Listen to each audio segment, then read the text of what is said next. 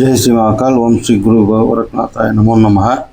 அனைவருக்கும் வணக்கம். நம்ம இப்போ பார்க்க போகிற பதிவு என்னன்னு கேட்டிங்கன்னா, இந்த உப்பை வச்சு பல வகையான தாந்திரிகளை சொல்லலாம். தாந்திரிக சாஸ்திரம் இதை வச்சு என்ன சொல்லுதுன்னா, இந்த கையளவில் சின்னோண்டு உப்பு, ஒரு ஸ்பூன் உப்பை கையில் எடுத்துக்கிட்டு நம்ம ஏதாவது ஒரு விஷயத்துக்காக வெளியில் போகிறோம் அப்படின்னு சொல்லும்போது, இந்த உப்பை நம்ம வாசலில் போட்டுட்டு போனோம் அப்படின்னா நம்ம போகிற வேலை 100% சக்ஸஸ் ஆகுமா.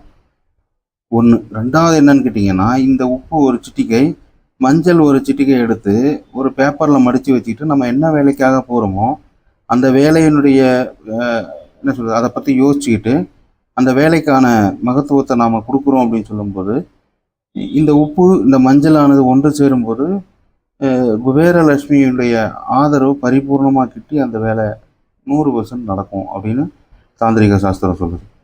அதே போல் இந்த இது இல்லாமல், தூள் உப்பு இல்லாமல் கல் உப்புக்கு ஒரு கைப்பிடி எடுத்து நம்ம தண்ணியில் போட்டு கரைச்சி கொஞ்சோண்டு பால் ஊற்றி குளிக்கும்போது நம்ம ஆன்மா சுத்தி அடையுது. நம்ம செய்யக்கூடிய தவம், நம்ம செய்யக்கூடிய எல்லா வகையான ஒரு நல்ல காரியங்களும் 100% சித்தியாகும் அப்படின்னு சொல்லி தாந்திரிக சாஸ்திரம் சொல்லுது. இது போன்ற பல விஷயங்களை நான் உங்களுக்கு சொல்லிட்டு வரேன். தயவுசெய்து எனக்கு ஆதரவு கொடுங்க. இதை பார்த்திங்கன்னா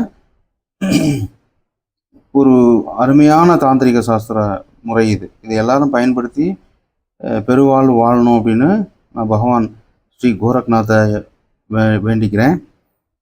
எனக்கு ஆதரவு கொடுங்க. மேலும் மேலும் நல்ல பதிவுகளை தரேன். நன்றி, வணக்கம். சர்வம் சிவசக்திமயம். ஜெய் ஸ்ரீ ஓம் ஸ்ரீ குரு கோரக்நாத்தாய நமோ நமஹ.